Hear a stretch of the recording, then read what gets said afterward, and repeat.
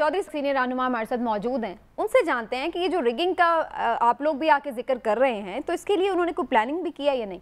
चौधरी साहब, आपका बहुत बहुत शुक्रिया। आप चले यहीं से ही बात कर लेते हैं। इलेक्शंस की तो आप लोग डिमांड कर रहे हैं, लेकिन साथ ही साथ इस खदशे का इजहार भी कर रहे हैं कि गिवन द सर्कमस्टांसेस इस इलेक्शन कमीशन के अंडर जो इलेक्शन होंगे वो आपके लिए फेवरेबल बल्कि किसी के लिए भी नहीं, क्योंकि आप कहते हैं कि वो धांधली से हो रहे हैं, उसकी तैयारी हो रही है। तो आप लोग फिर इलेक्शन क्यों इस इलेक्शन कमीशन के अंडर डिमांड कर रहे हैं? देखिए, इस इलेक्शन कमीशन के अंडर कोई भी डिमांड नहीं कर रहा, बल्कि अगर आपने जितने बयान सुने हों तो उसमें हमने ये बात कही है कि पहले हुकूमत डिसोल्यूशन ऑफ असेंबलीज अनाउंस करे और फिर हम असेंबली के अंदर जो इलेक्शन कमीशन का नया इलेक्शन कमीशन कॉन्स्टिट्यूट करने के लिए और इलेक्शन के फ्रेमवर्क के ऊपर गुफ्तगू के लिए बैठने को तैयार है।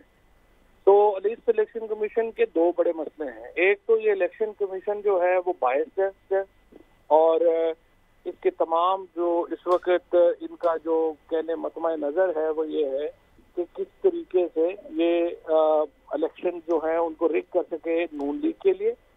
और शायद उससे भी बड़ा मसला ये है कि ये बहुत ही नालायक है। ये इतना नालायक है कि जो इन्होंने अभी वोटर्स की जो लिस्टों जो के साथ जो इंटरफेयर किया, एक इलेक्ट्रॉनिक वोटिंग बनी हुई नादरा की इन्होंने स्कूल टीचर्स भेज के उसको चेंज करवा दिया और पूरे मुल्क में लाखों वोट बगैर किसी वजह के इन्होंने इधर से उधर कर दिए। एक इन्होंने क्राइसिस खड़ा कर दिया। इसी तरीके से आप इलेक्शन कमीशन की जनरल वर्किंग देखें, आपको पता चलेगा वो इंतहाई एवरेज है। तो दो इनके प्रॉब्लम जो हैं, एक तो बहुत। लेकिन चौधरी साहब, अगर यही ऑप्शन रहता है कि जी इलेक्शन कमीशन तो चेंज नहीं हो रहा, चलें आप इलेक्शन करवा देते हैं, आपको अक्टूबर में दे देते हैं, नवंबर जो भी, तो फिर आप लोगों की स्ट्रेटजी क्या होगी? फिर जाएंगे आप लोग इलेक्शन में इसी इलेक्शन कमीशन अगर यही रहता है, नहीं इस पर एग्रीमेंट होता है? इससे पहले एक बात और फिर इनकी नालायकी की इंतहा ये देखिए कि आइन में वाज़े लिखा हुआ है कि जब भी असेंबली टूटेगी 3 महीनों के अंदर इन्होंने इलेक्शन करवाने हैं। चीफ इलेक्शन कमिश्नर साहब जो हैं वो सुप्रीम कोर्ट में पेश होते हैं और कहते हैं जी हम तो 7 महीने से पहले इलेक्शन ही नहीं करवा सकते।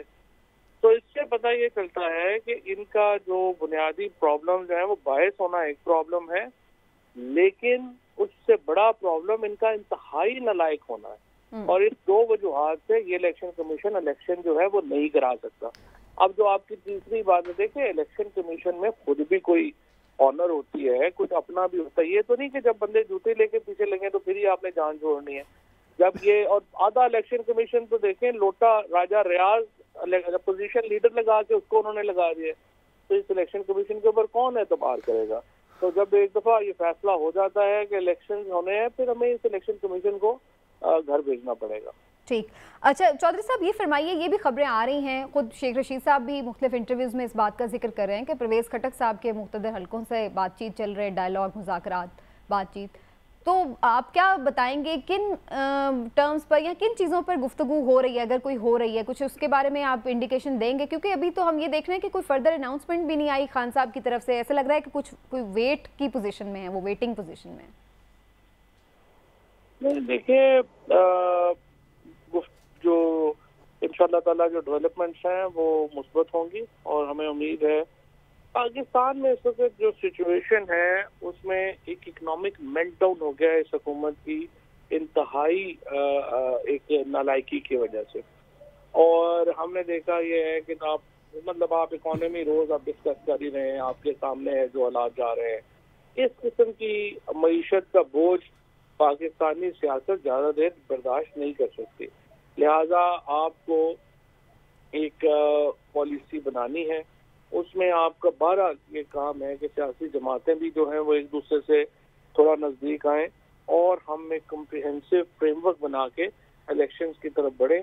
और उसके लिए हम इलेक्शंस के ऊपर बातचीत के लिए हम हमेशा तैयार हैं, कोई प्रॉब्लम नहीं। तो फिर इसी वजह से चूंकि बातचीत कुछ पॉजिटिव जा रही है, इसलिए अभी खान साहब कोई फर्दर लॉन्ग मार्च या कोई फर्दर एजिटेशन के लिए कुछ अनाउंसमेंट नहीं करे, यही हम समझें? देखिए, खान साहब तो बार बार मौका दे रहे हैं और हम इसलिए मौका दे रहे हैं कि अगर हम लॉन्ग मार्च या लोगों को इकट्ठा करेंगे, उनको लेंगे, उसके फिर अपने रिपरकशंस हैं। पाकिस्तान की मईशत पहले ही उनका बड़ा बुरा हाल है और लेकिन सियासी जो टर्मोइल आया उसके नतीजे में हमारी जो इकोनॉमी है वो उस टर्मोइल का शिकार है। और अब इस वक्त जाहिर है कि हमें एक ऐसी सिचुएशन का सामना है जहाँ पे हम अगर एक पाकिस्तान की स्टेट को फिर कॉस्ट देनी पड़ती है जब आप एहतजाज में जाते हैं। तो हमारी कोशिश यही है कि ये एहतजाज के बगैर जो है वो मामला हल हो जाए, नहीं होगा तो फिर हम तो वो भी करना ही पड़ेगा।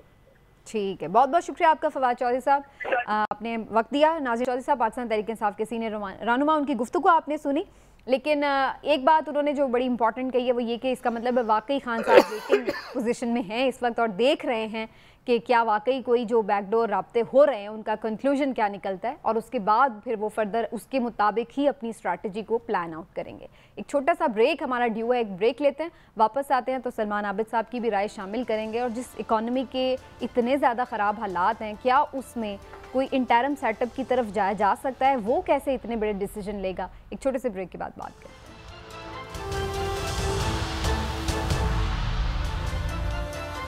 वेलकम बैक जी। बात हो रही है पाकिस्तान के हालात के हवाले से। सलमान आबिद साहब, फवाद चौधरी साहब की भी आपने गुफ्तगू सुन ली है, लेकिन ये भी हम इस मौजूदा हुकूमत से सुन रहे हैं कि इस वक्त तो इतनी बुरी हालात हो चुके हैं कि हम अगर इलेक्शन करवाना भी चाहें तो नहीं हम करवा सकते, क्योंकि कोई भी इंटरम सेटअप जो है वो मुल्क की मीशत को इस वक्त आगे चला ही नहीं सकता।